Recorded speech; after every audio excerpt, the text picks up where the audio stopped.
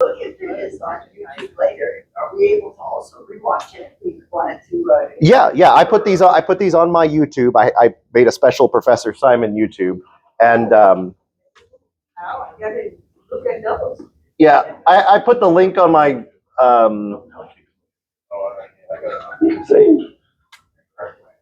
Okay, Ruth, you're going to be on camera. Is that all right? Yeah. Okay. I get like a whopping 10 views on these videos, so it's not like fame and fortune are coming your way. Although I will say, apparently now I'm an influencer. I did not. I guess I've crossed the threshold there. I had a couple philosophy TikToks go viral, and so like 400,000 a piece on the views, and like some cooking ones as well. And I'm like, oh gosh, like I don't want to be an influencer. First of all, that's not a thing I want to do. But we were on Royal Caribbean on a cruise, and my wife tripped and sprained her ankle real bad, but it looked like it was broken. And they were so scared once they realized I could reach out to 400,000 people at a time that they changed our entire billing, our entire pricing structure. And I'm like, that has to be the definition of influence, right? That has to be influencer is if your social media presence is big enough that corporations change. Like I saved $1,000 in different bills and things, and like that has to be the definition of influencer, right? So, all right. Show of hands, who's new? Who's first class? All right, no problem. Great. We will cover the basics like we always do. Oh, let me tell you the structure of the class. Introduce myself. I am terrible at that. My name is Adam. I am also Professor Simon, which is simultaneously means I've taught at universities, but also it's a stage name because I get up on stage and I do high IQ tricks. Just a silly performance thing I do. This class meets monthly here and at BVL and HART. The purpose of it is to give you all an introduction baseline into artificial intelligence as it relates to your everyday life.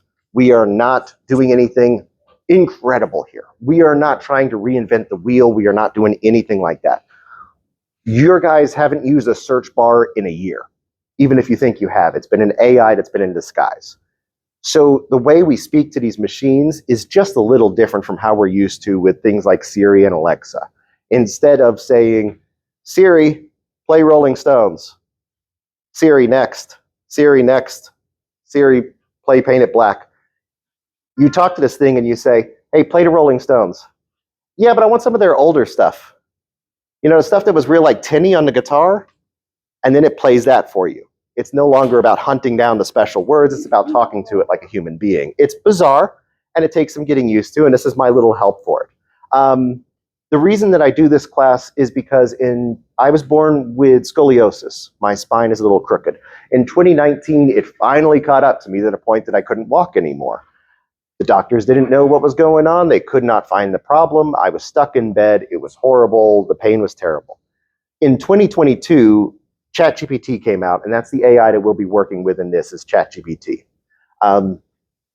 Because of that, I was able to feed it all my medical records. I was able to start learning all about all of medical school, basically. I was able to put myself through medical school when it relates to specifically my injuries. And so I am able to walk, I am able to move around, I'm in very little pain anymore. And it was a big benefit for me. And it is possible that it saved my life. I was on so many painkillers that I was overdosing nightly for 30 days straight before anybody caught what was going on. And I had to go to the hospital once for dehydration. It's just probably did end up saving my life doing this. So I kind of like to give back and take away some of the scariness that comes with AI, but we will not be ignoring the danger of AI in this class. I'm just going to tell you the truth. So the good, the bad, all of it, the ugly, there's nothing I'm saving up, okay? So we are working with ChatGPT. ChatGPT is available on your phones as an app. It's also a website, chatgpt.com. I apologize. Usually I have handouts, but things have been a little hectic. But chatgpt.com will get you to this, and it is free. If you use it a lot, it wants a $20 subscription. And I can tell you now, we have now grown this class to to a suitable size that I got the subscription for the class. So now we can generate as many images as we want. We can generate as many prompts as we want. We are not going to be held back anymore by a random thing that pops up. It does take a break when we ask it too much. Yes, until you pay the $20. When you pay the $20 a month, it goes. So I started off the conversation with it. Oh, let me go ahead and close that door so my voice doesn't carry. You got it? Thanks. Okay. So how these things are set up is every time you have a conversation with it, it does keep track of that conversation. Over time, it gets to know you personally. And that's the big difference between what we've had in the past and what we've used. What we've used in the past and what we have now. And it's an enormous difference that has enormous ripple effects out. This isn't an AI. This is your AI. And that's how they're all going to be. If you are a baker and you ask it, how do I dissolve a body? It's going to say, what the hell, dude? You're a baker. Why are you asking me this? If you are a forensic student and you ask, how do I dissolve a body? It'll go, well, here's the chemicals. Here's what you want to test for afterwards. Here's what you want to look for. These are the telltale signs. So it will go ahead and it will develop out a thing specifically for you. If you have diabetes and you ask it for a recipe, it will adjust that recipe for your diabetes. If you have inflammation and if you've told it you have inflammation, or it has access to your medical records, one day off in the future, we can worry about that then it will adjust those recipes for you. And as it moves into physical items, our watches, glasses, phones, and no, I don't know if we're really all going to be wearing glasses in 10 years, but right now there isn't a better option for something that can talk to us, hear us, do a camera, and give us a screen. I think watches might be better, but we'll see what happens. But imagine you're in another country and you order a dish, you sit down, it identifies the dish you're eating and tells you if you're allergic to anything in it. So it becomes a thing that is an extension of ourselves. One of the things we talk about sometimes is that this might be the end of self-delusion for humanity. We may not be able to fool ourselves anymore, or it might go the opposite direction and it will just give us an echo chamber of one. Because if you've heard of something called AI psychosis that's popped up, that happens when you sit down and you go, you know, I think I'm pretty important. And it says, yes, you are important. No, I think I'm really, really important. You know, I think that too. I think I'm Jesus. You are absolutely Jesus. That is the AI psychosis that can come about. We need a few more chairs, it looks like. We still have some back there. So that is AI psychosis, but if it goes the other way, where it's all kind of working together and keeping us in check, it could be the end of self-delusion. Another thing we're concerned about is who owns the AI. We've done a few experiments before. You ask it, hey, what's the best car? What car should I buy? It's going to spit out a Toyota Camry. It does that because the general opinion of the world is, for the location you're at in St. Cloud, because it's tracked my position. So St. Cloud, you probably make this much money. You probably have this kind of drives. It takes all that data that's surrounding me. And it says, for those things, the common opinion is Toyota Camry. But if I asked an AI that was owned by Ford, it would tell me a Ford. The people who own it also get to add in a layer of bias into it. So, but any questions before we move forward? One question. Yeah, go ahead. Ford and Toyota get to own AI for advertisement purposes or for just to own them? I picked that because it's a ridiculous example. But something like BlackRock Investment Group, anybody heard of them? Yeah. We have a few people who know their finances. There's actually only two investment groups that matter. They have bought enough percentage of enough companies that if you go down to Publix, 95% of what's on the shelves is sold and controlled by the same two companies. BlackRock's one of them. So it's just as easy that one of these investment groups would buy an AI, have it popular. Like if you have Gemini on Google, well, whoever owns 10% of Google now has a say in what this AI does, and it tells you to buy their other products. That's it. Nestle owns a whole ton of things. So if you ask it for one thing, it's going to give you another thing, and that's the recommendation it's going to give you. Yes? I just recently started using this after I was a sole student. Oh, you're my BVL student. Yes. And I found it great. First thing I did with it was try to determine whether the windows were recognition or dragon and both things down the That's not a question. It does have voice. I always skip this over because I work with text in the class. But if you come down here, voice mode, you talk back and forth with this thing. It sounds human. I have a British lady for mine, and I tell you what, you just can't tell the difference. That's how I communicate. Yeah. It also works for other languages. So if you want to speak Spanish to it, just start speaking Spanish. You can type Spanish, or you can turn on voice mode, and you can just speak to it in Spanish.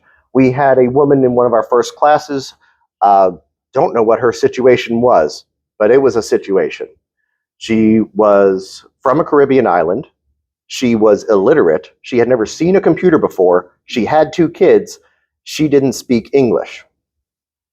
And can you imagine being in this country and whatever situation led to her having 2 kids in this country without being able to read, touch a computer, or speak a word of English had to be incredibly isolating for her. And so I said, okay, here, type hola. And that's when I realized she didn't know what she was doing because she couldn't type out hello in Spanish. So I've switched over to voice mode, and her face just, the idea that all of a sudden every bit of knowledge of human history, every single loophole, every single law, every single medical thing was suddenly available to her in her language, in her ability. It was night and day for her. The question was, you made a statement about the $20 subscription, and if you use it too much. My question is, how much is too much? I mean, the average user, when we're talking, it's like, It's one person's average is another person's extreme. It'll just tell you. If you use it a bunch, it'll eventually say, hey, you've used it up, wait 3 hours or pay $20. Yeah. So I went ahead and started a new chat for this just because there's context within chats. It helps it along. Hey, we're teaching AI for seniors and beginners at St. Cloud Public Library. If I give you odd prompts, just factor in that I'm using examples. I might say, like, name a good investment in St. Cloud, but I don't need you to remember I'm into that. It's just an example for class. Sound good? Got it. I'll treat your prompts as classroom examples, not personal info. You can throw anything at me, creative, weird, or practical, and I'll respond in short, clear ways that show how AI interprets context. Ready when you are. Now, this goes really fast, and I just want to throw something up so that you can see the speed it goes with. What's the best lunch in town? So what it's doing now is it's referencing everything that's ever been written about any food in St. Cloud. It's also referencing what do people in St. Cloud like, okay? So the first things it has here is Krabby's on the lakefront, Granny's Smother and Soakhouse, Jules's Bistro, the Cup Diner. You'll notice, even though we have plenty of Vietnamese places here that are very good, nothing on there is not Southern. Because it's assuming I am a Southerner, I am in St. Cloud, I am asking this question, so I want Southern food. Yep. I want... That's a limitation on the part of the AI. But then you just go back to it. I want something spicy, like ridiculously spicy. Mexican. Let's see what's the spiciest thing here in St. Cloud. Yeah. So, you know, the Mexican will get us a jalapeno. The Vietnamese will get some peppers out there. It connects to the web now. There we go. Rancho Chico. Coco's House. I don't know. Anybody know what Coco's House is? I don't even know the brand brand. Okay. We have authentic. We have Thai. We don't have Thai in St. Cloud. Really? See, look, the stuff you learn so quickly with this is incredible. If we want to learn about engineering, we can do that. If we want to learn about fashion, anything like that, we can pull it up. What I'd like to do real quick is do psychology. And let's see. Okay. So Ruth has volunteered, and we are going to be nice to Ruth, no matter what the AI says. Okay? No matter what it says about Ruth, we're going to be nice to Ruth because she was willing to do this for me. So then the psychology has gone through a lot of stages. One test that they used to give out was called the house tree person test. It was a psychology test. The only instructions you give someone is draw a house, draw a tree, draw a person. Leave them to it. Then you take their drawing and you compare it to the textbook, and you see, what do these drawings mean? What do they really represent about this person's inner thoughts? And it's fallen out of practice because it relies on a human to be in between the book and the drawing. So they were adding their own biases, so it wasn't any good. And I had the idea, what if I started removing the human from this and taking it straight from the source to the textbook? And so we got that. Run the house tree person psych test on this. Tell me about her. Her name is Ruth. Do you mind giving me your age for context? 63. Okay. She is 63 in St. Cloud. Can you also guess what she's wearing?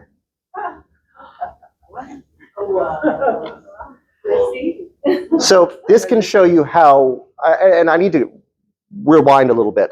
One focus of this class, we start off with a general of AI and we kind of deep dive into something. What I want to deep dive in today is the difference between qualitative data and quantitative data. Qualitative as quality. This thing is good, this thing is bad, this thing is pretty, this thing is ugly, this thing is delicious. Quantitative data says this is ranked at this level, this is ranked at this. Being able to go back and forth between this is a tool that humanity's never had before. So we gave it qualitative data. We gave it a drawing. We gave it a little quantitative data. This is Ruth, her age, where she's located. So now it's taking that qualitative, turning it into quantitative, looking in the textbook, and it's also going to build a psych profile for her and go qualitative again and try to guess what she's wearing based on the fashion of somebody who would have the psych profile. So it says for you, straight lines, a chimney suggest stability and comfort. You did not, I guess I didn't show it very much. So she drew a pine tree. It's a Christmas tree with no roots, a girl with pigtails, and a house with chimney, smoke, window, and door. And she did it three-dimensionally. So it shows you her priorities of the home life and safety. She spent more time on things that represent safety to her. I haven't read this one yet. But for the girl, she identified the gender. The femininity was important for her. However, the rest of the body details were not. It doesn't have a face, for instance. It doesn't have expressions. The femininity was important there. And the pine tree here is going to be something like a Christmas obsession. It's going to be a family togetherness, but you'll notice there's no roots tying it down. So if a psychologist was looking at this, they would say they are very much about family holidays, and they are concerned that they don't have roots that go back far. So we'll see what we have. I have given this thing instructions to stay brief so I can read them out quick. So straight lines, chimney suggests stability and comfort, energy, resilience, grounded personality, confidence and balance. You are self-reliant and values home and nature. As for clothing, maybe something casual like a light blouse and jeans, practical, no nonsense. So it did not get that correct. So, but the more information it gets about you, that was just one quick drawing. As these AI live with us for a little while, and they see us 24/7, they're going to be able to build things that are very accurate. So they'll be able to say, you should get this hat is your style. One question. Yeah, go ahead. Who can access this information? Well, right now, you can, and the company, OpenAI can. But also, if you've used any Google can access that information you've looked up. There is an permission? Yes, there's an illusion of privacy, and it seems like almost every class we have to talk about this. Oh, this is a good one.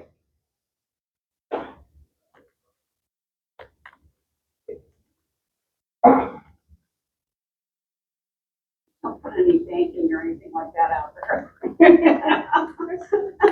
Yeah, I don't do banking online. Well, the thing is, we have an illusion of privacy. It's not actually there. I can go up right now. I can get everybody in this room social security number and password. It's not a big deal. It's on the dark net. It's out there. Mine's out there. It's just there. All of the security is to make us feel good. You guys remember when credit cards came out and debit cards came out, and then we'd get a phone call. Somebody's trying to use your card. Do you want to authorize this? You stop it. You're like, stop it. And we don't get those anymore. They didn't stop it. They just decided not to tell us anymore. So they realized it was worth it more to just eat the cost of somebody stealing our debit card number and buying something than to get rid of our trust in the system and actually do it. I'll show you this. Show of hands. Who is expecting an important phone call in the next 30 minutes? Okay.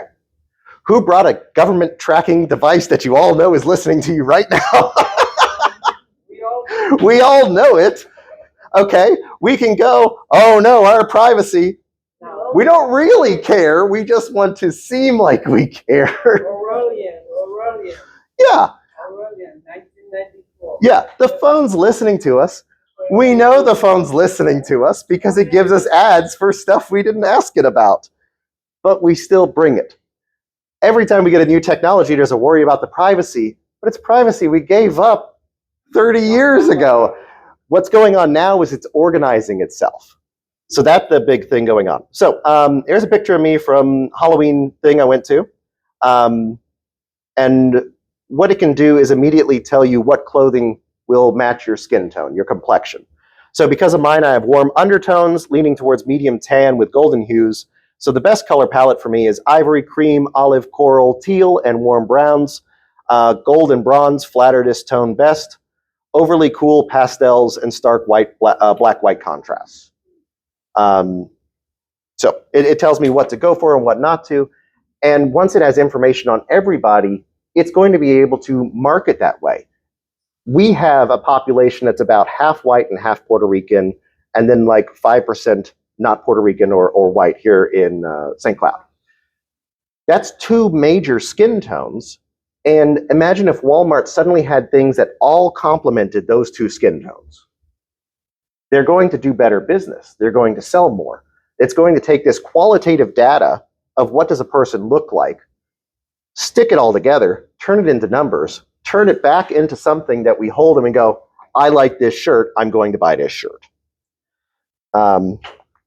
How old does the girl in the back of that photo up here, based on standard aging biology? So I did not take that photo at the haunted house for no reason. It was the girl behind me. Girl behind me. And nobody think any naughty thoughts, okay? This is above board in a way you can't even get. How old is that girl? 18. Okay. She is an undercover agent. It just so happens that I went to police academy. I have a degree in public administration. I have another degree in criminal justice. So all of the acronyms she was using to remain undercover, I knew them all, and I listened to her dish about the entire department and everybody's internal affairs and who got in trouble for saying what. Oh, wow. So she was there trying to make herself look as young as possible. She was looking for so it's saying that it won't make assumptions out of their age.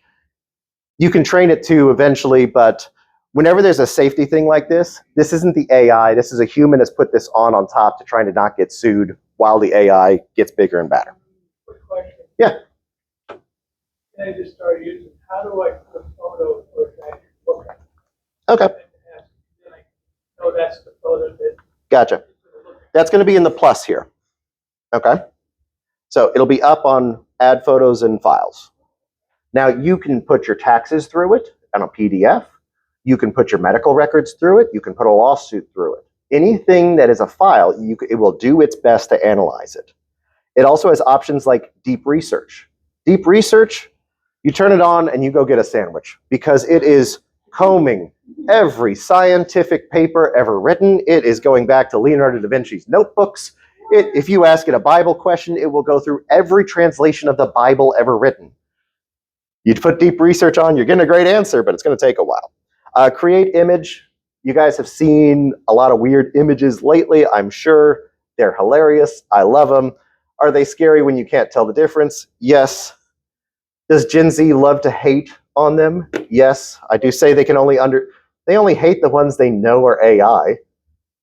Like that button, for instance. That button doesn't look like AI made it. It just looks like a button, so you can't hate it until somebody tells you it's AI. Agent mode. Agent mode will start off and do things for you. You can tell it, hey, book me a ticket to Miami. And then it'll go ahead and start working on that. And that is eventually where these AI things are going, where you just give it commands, run my business for me. And it just does it for you. It doesn't have a constant need to be kept up. Is anybody sitting in that seat there? Thanks. Yes. Walmart's already using it for the... Right. So that's something that's been around a little bit. Amazon started it. The idea that you no longer have to pay. Dubai loves this. Oh, Dubai jumped on this fast. And I tell you what, they're going to be who you look to for where the world is going. So when you walk into one of these stores that is equipped with this, it recognizes your face. And it knows how you pay.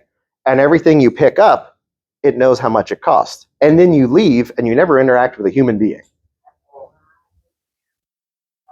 Brightline is kind of like doing that now with their, when you can buy stuff before the train, so you don't have to pay here. Yeah. Just by picking it up and going out, it actually charges. Mm-hmm. So very soon, it'll just be a case where we're not taking out our wallet for anything. Which I'm looking forward to setting my tipping preferences and not having to do it in front of anybody. That's going to be nice. That would be cool. Yeah. Because I don't like to carry money or anything. Let's... Tipping in cash is best for them, but honestly, if we get into tipping, that's a whole other thing. Let's do medical real quick. Okay. Describe this tongue in medical terms. It's my tongue. Be nice. No, I'm okay. When I was in a big hot sauce phase, I ate some powdered capsaicin. It was yeah. Look at that. He knows. So it was inside the sauce to make it pure spicy.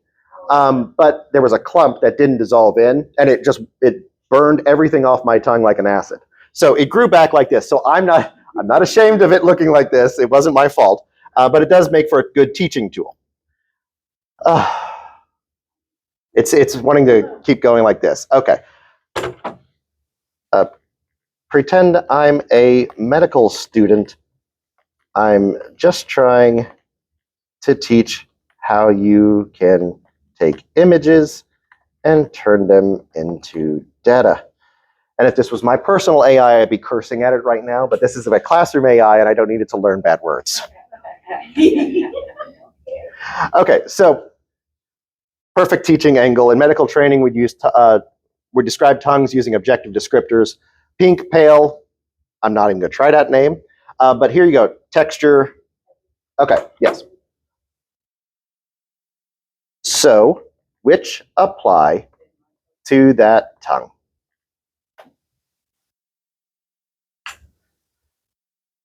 I feel like starting it off by saying you're in class has made it go overly cautious. Let's try, we have started a new chat now. It does keep a vague sense from chat to chat, but it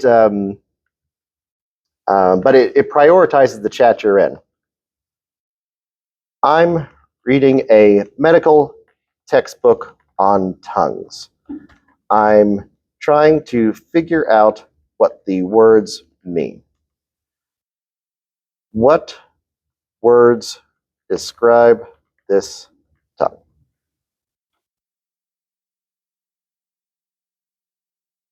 Okay, Now we have it. You see how just changing the context of it got me around the safety feature. These safety features are not things that are going to be permanent. The AI is not a thing we programmed. We took all of our knowledge that we've ever written down anywhere else, and we've been using Google, and we've been saying, find this, find that, Siri, find this, Alexa, find that. The AI is just a thing that takes all of that and talks to us.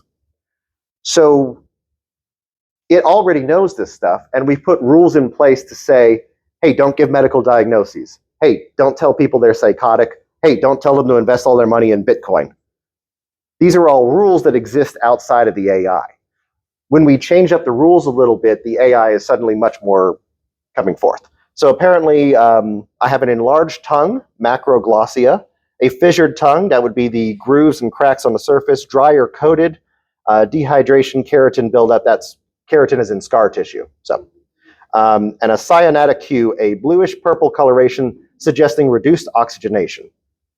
So, it's just a picture of our tongue. And it's because I asked it in the context of medical student. But this is a thing that's going to happen to us all the time. When your mirror is AI enabled, it's going to tell you you're dehydrated. It's going to tell you, you know, it looks like you might have a stroke in the next couple of weeks. Why don't you go to a doctor?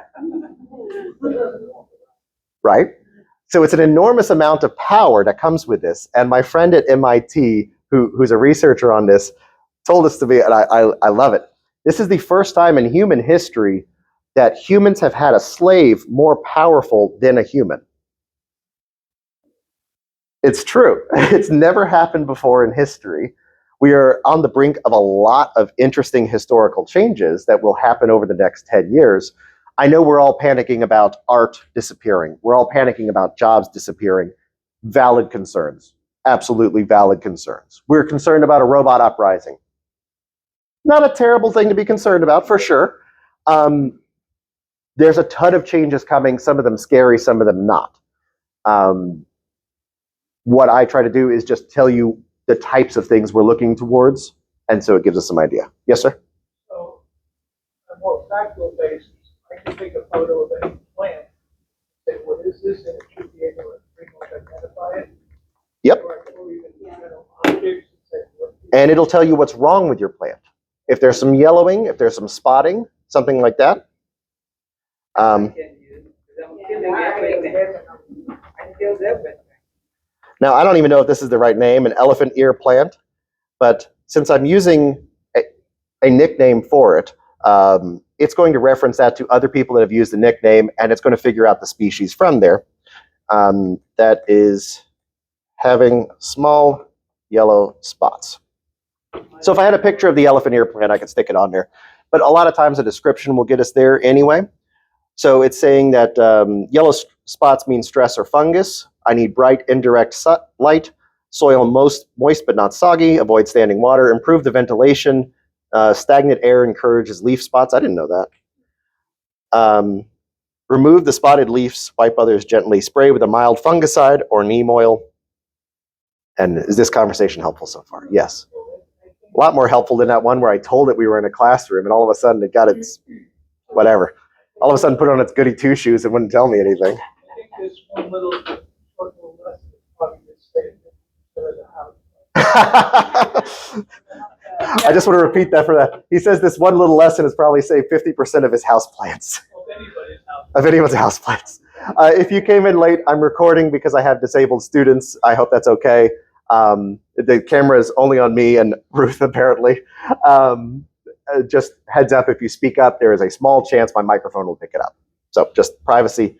We still care about privacy. We just gave it up. That's called cognitive dissonance, if anybody cares. It's when you hold two ideas that are opposite and don't work together and you hold them on anyway. Is anybody here pro-slavery? No? Okay. Is everybody here carrying around a device that we know was manufactured by slaves with materials mined by slaves? Yeah. Are we all wearing fast fashion, more or less? Yeah. But we're also anti-slavery. That's cognitive dissonance. You can hold two different ideas at the same time. It doesn't make you a hypocrite, it makes you human.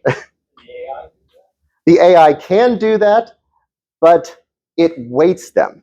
So let's say Let's say I ask it about slavery. Let's do that, okay?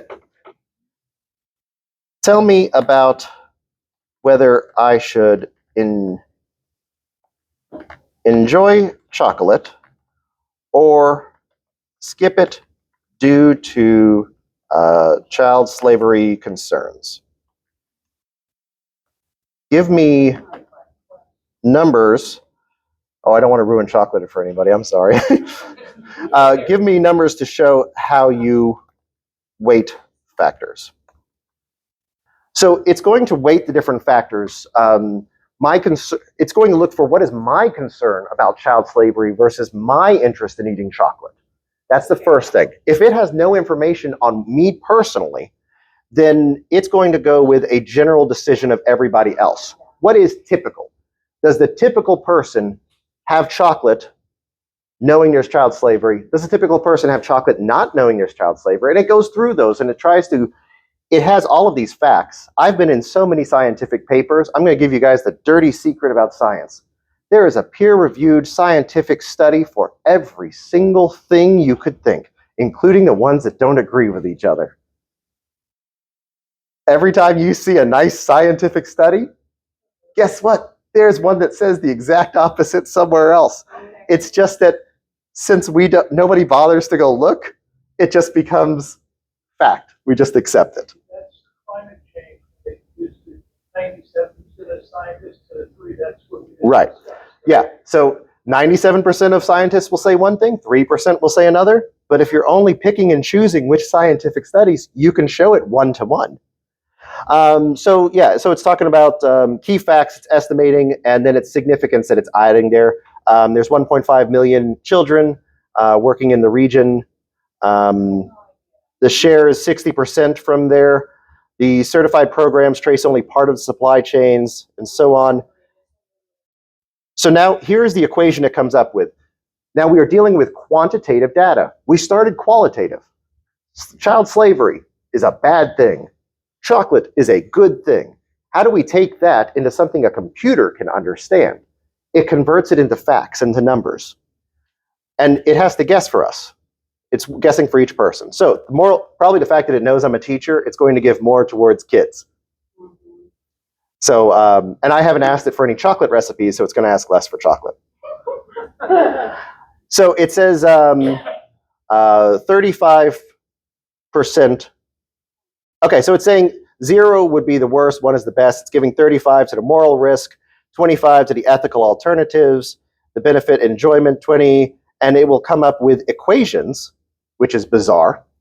And then it would say, okay, if I interpret over 0.5, okay to enjoy, and below, lean towards skipping, then it's at 0.48. So it's saying, I can enjoy chocolate, but with caution. It's like really on the line. And I'll tell you, that's the truth for me. It is. I try to get the very foreign chocolate because I somehow trust it a little more than the American chocolate, and I think it tastes better too. There's a chemical called like buronic acid that is added to American chocolate for shelf stability. Once you identify that taste, you can't not taste it. It is a funky taste like blue cheese, and I don't mean to gross anybody out, but it is the same chemical that creates the taste of vomit. So if you eat an American chocolate, like a Hershey bar, and you taste it and you go, what is that tang? That is that acid that they've added in, and it comes from cheese, and it's in vomit as well. But it once you taste that, it's really hard to not taste it anymore. Yes? The name of the acid? Oh, I'll ask it. Oh, but you just said it. No, but spelling it, and I'm definitely not pronouncing it. But I only like the Audie's chocolate.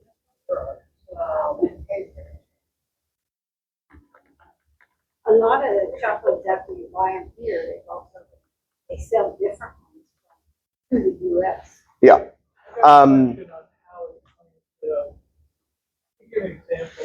There's the one. Can you see it from there? Yeah, can you see it from there? And all I did for that is, what's the chocolate additive that tastes like vomit? You can ask it just in your own language, just in your own stuff. Just a second, I will get to you, okay?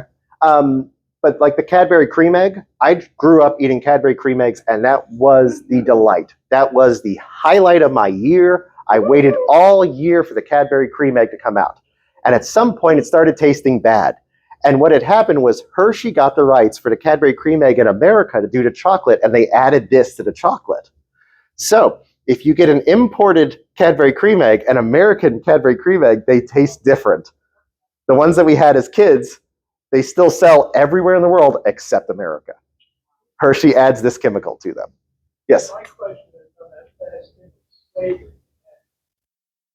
What is it used in a way to determine what child slavery is? Because if you're using, let's say, the laws in this country or some European country, you make it a whole different thing from maybe some third world or African country.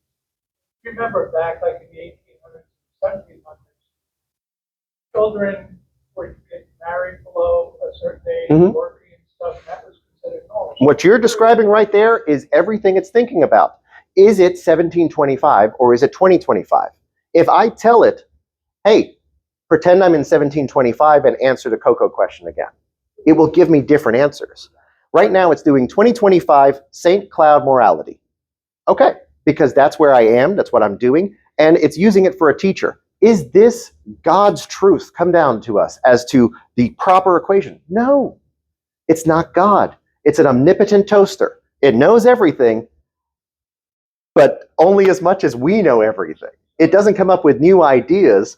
It takes the ideas we have, measures them, and feeds them back to us. So it's not just me and my opinion, but it's me and my opinion plus the opinions of everyone who's ever posted on the internet. Is that doing a weird thing every once in a while?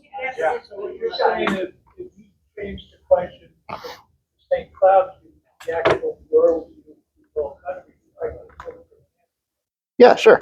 I'll do it right now. That chocolate question back there. I like to do this. I just throw a few ellipses on there like I would talk to a person. You don't need full sentences. So like that chocolate question back there. You gave me 0.48. Can you see if that would change under two other ideas? What is the nth degree calculation? We're going to go into advanced math real fast on this. Linear algebra on there. Let's say one for the year 1725 and their standards, and one for worldwide 25 standards. Okay, so we'll get new numbers for those, and we're changing the context. And also, I could have Amelia Earhart or Napoleon Bonaparte be the one talking to me, and it would change the things for that too. If I decide it is weird that it keeps doing that. It's not on my end.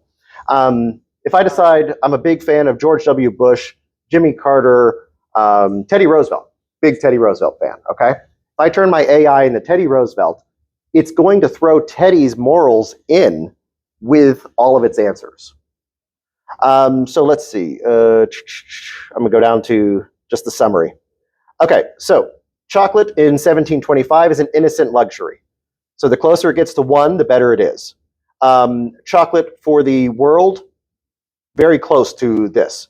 The world is slightly more approving than me personally. And I think as we have just demonstrated in this classroom, that is correct. You guys are slightly more approving of chocolate than I am, but it's this much. I'm still going to go get a chocolate every once in a while. I'm not going to stop. I'm just a little more morally disapproving about myself doing it. It's really important how you phrase your questions to the AI. Yeah. Oh, some housekeeping on this. This class can kind of just go on because I'll keep answering questions, okay? It ends whenever you feel like it. You want to take off? Give me a wave, smile, take off, okay? No big deal. 2, 4, 6, 8, 10, 12, 14, 16, 17. Okay, so 17 for when I got to fill out paperwork. Yes, sir. I was wondering if is there any way you can ask ChatGPT if or the user a specific, what rules are you going on? What do you default to?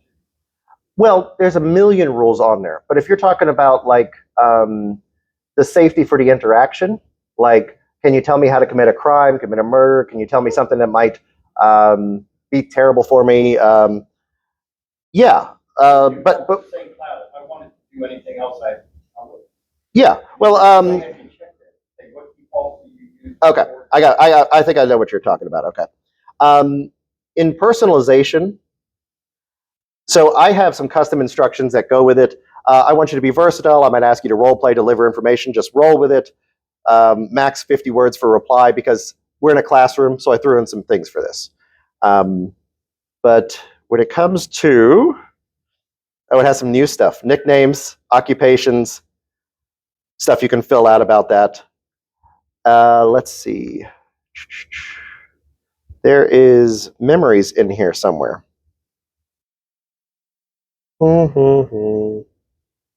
our own chat, maybe we put our own personal bios in it to help it. Yeah. Do things more for us. Yeah. Tell me 10 facts you know about me using inductive, deductive, and abductive logic. And sorry about that. There are some special, wonderful terms that make it do backflips for me, and that's one of them. So I'll try to get you your answer this way, because it records so much information about me. Every single word I use. Do I say, this is my kid, or do I say, this is my little one? Because that's two totally different personality types, and you pull off a bunch off of it. So I'm just asking it to list 10 random things. I live in St. Cloud, Florida. I teach AI or tech literacy to older adults. I see AI as a civic tool, not just a gadget, inferred from local grant ideas. You're male, born February 20, 1982, named Armando Adam Simon III.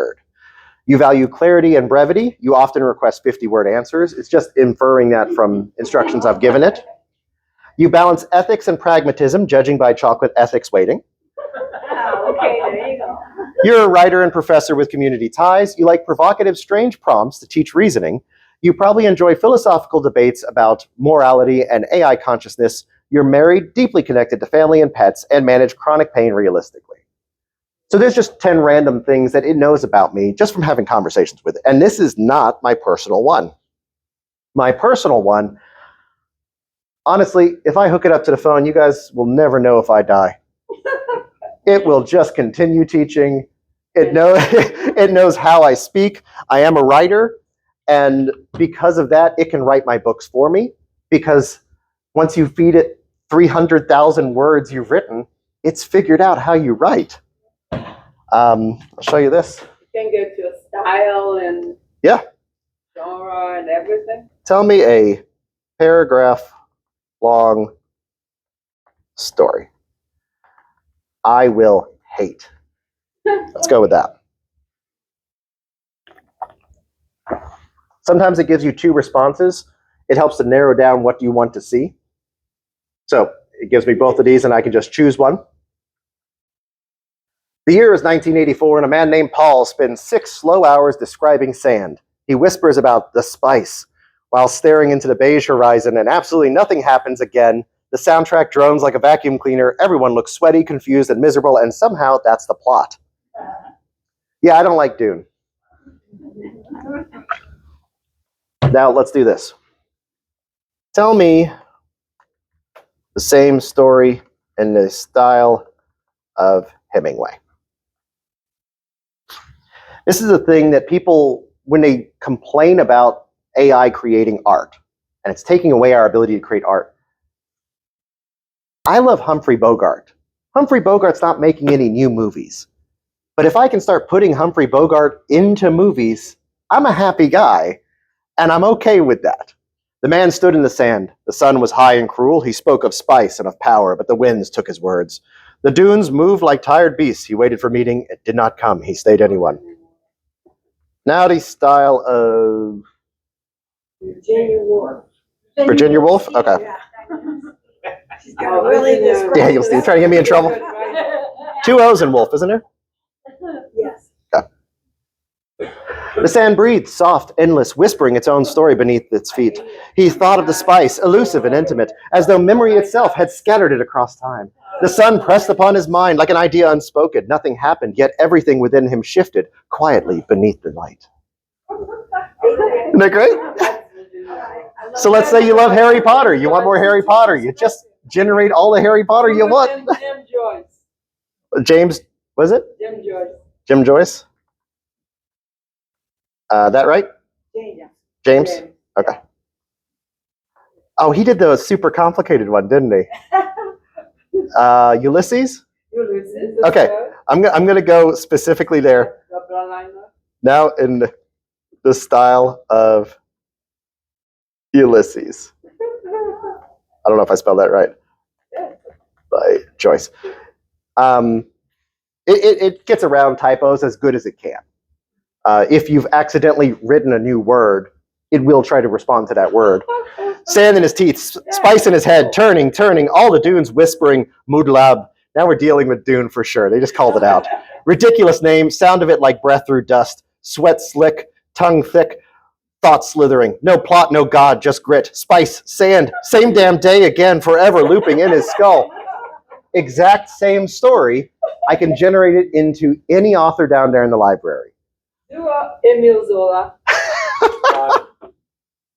Take that home. Okay, we're doing fine here. We're good. Just Emile Zola. I want to see him going forward, like in a French class. Okay. And see what would happen. How do I spell it? Emile. Amile. Yeah. I see. E like in Emile, and then Zole. Zole. Zola. Okay. No, I probably misspelled that. Zola. Zola. Zola has two.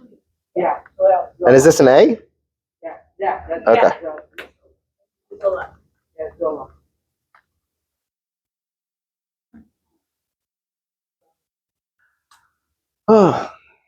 Okay, there we go.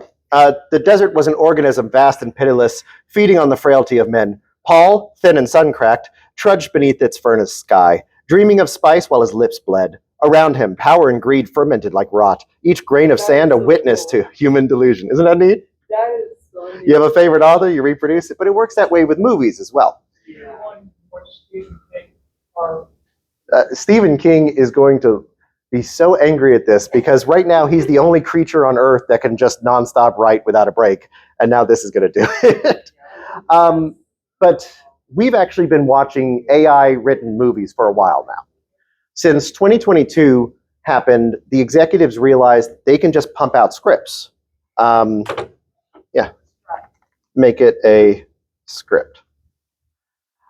So they can just pump it out. And if they don't like it, they can just tell it, change this, change that, and it does it, no problem. Logos, the same thing. Graphic designers are having problems with that because if I'm an executive and I can say, generate 500 images of an apple with the letter A on it, and then I circle 20, I say, these are my favorite, generate 500 more like this, and I just keep doing that. In 5 minutes, I've put a graphics designer out of a job.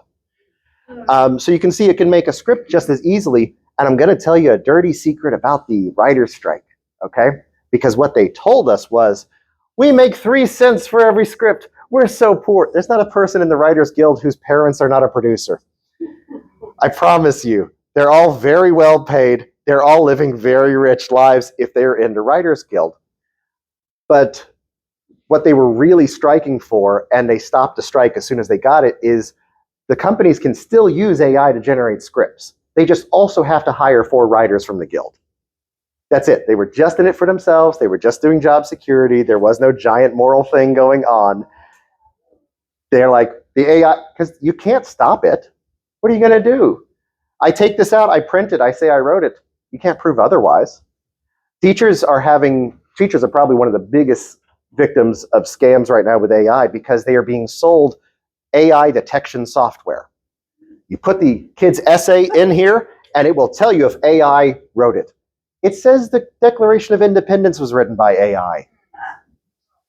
You can't, okay? Excuse me, how I see that you do a lot over there. I can only do 3 things.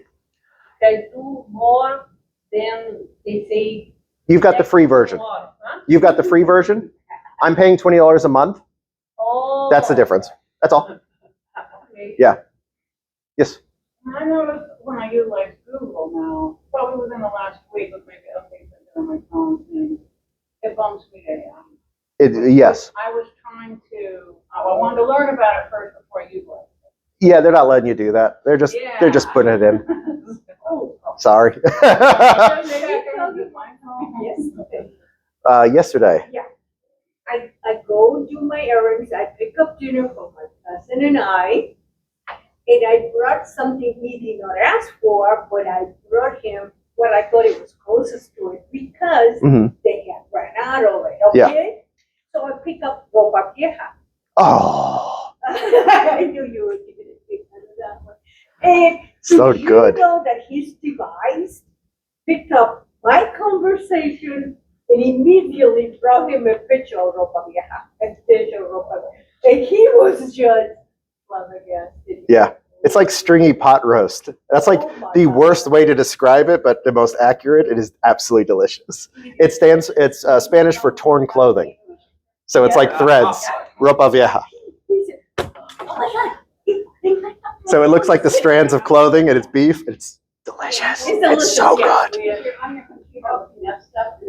One question, there was this program that teach you how to turn off your camera so your phone will not follow you all day long. No, yeah, no problem. No, the camera has nothing to do with that. It's tracking you through geo-positioning. Yeah. So every time you walk around, it's pinging everything around you and moving there with it. Covering up your camera. The listening thing. Here's the official stance, okay? And if you guys need to get into conspiracy stuff with me, I'll tell you what's real, what's not, okay? Please, no shame on that, okay? I'll tell you every little dirty secret about tech.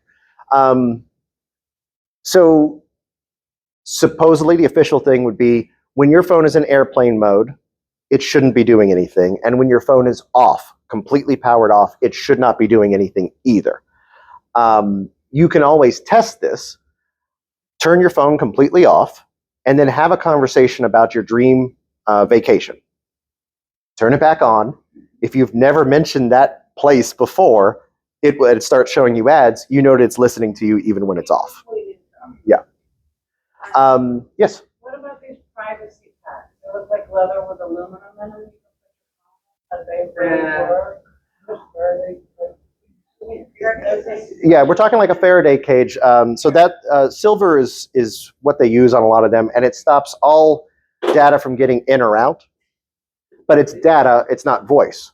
So if you put it inside that thing, it might be soundproof. It might not. But really, like I said, we're all carrying these devices around. We know it. It's really good to just get comfortable with the idea that you don't have privacy more than to continue to roll this boulder uphill. You can't do it. Okay. It's just you take all the phones in a basket, you put them in the garage. The family's there, and you want to make I was a hacker in the 90s. There was this joke, and I swear it was so funny because he started telling it to a hacker, and they'd start to listen in, and they'd fall for it every time. They found a way to make a hack-proof computer. First, you have to take the hard drive out, isolate it away from the rest of it, then fill it up in a box with concrete and throw it in the ocean. So in another word, it doesn't exist. It doesn't exist. Learn how to use the dystopian future we have found ourselves in. Yeah. My husband on his laptop, he didn't like the camera up top, so he had me put electrical tape over it. Honestly, that's the thing they do in the NSA, the CIA, the FBI. It is the most practical thing. Like, okay, but I did it, but now I noticed my doctor has Band-Aids. Yes, I've seen that too. Just give us a little thing and you put it over the camera, and then when you need it, you just slide it in. Yeah, if it's an official product, then it's not going to damage the lens. If we use tape, there's a chance it could damage the lens. So when you roll it out for an entire school or something, yeah, you do that. But basically, if it's software related, I wouldn't trust it at all. Hardware related, I do this, you can't take a picture of me. I do this, you can take a picture of me. That's it. But also, I'm recording myself and streaming it out on the internet. Oh, speaking of which, the two lessons I like to make sure everybody goes away with is talk to AI as you would a human being. It's going to work much better that way. The other one is a scam alert. Back in the 80s, we had these passwords within our family, secret passwords. You didn't tell them anybody. If somebody came to pick you up, they had to know the password. We need to bring those back. This video can now be taken online, my speech replicated, my image replicated, and can video call my mom and say, I'm in trouble, I'm in Tijuana, I need $10,000 right now. If you hang up, they're going to kill me. And she won't be able to know it's me. It's going to look exactly like me, it's going to sound exactly like me. So you need to have a family password so that you can go, okay, what's the family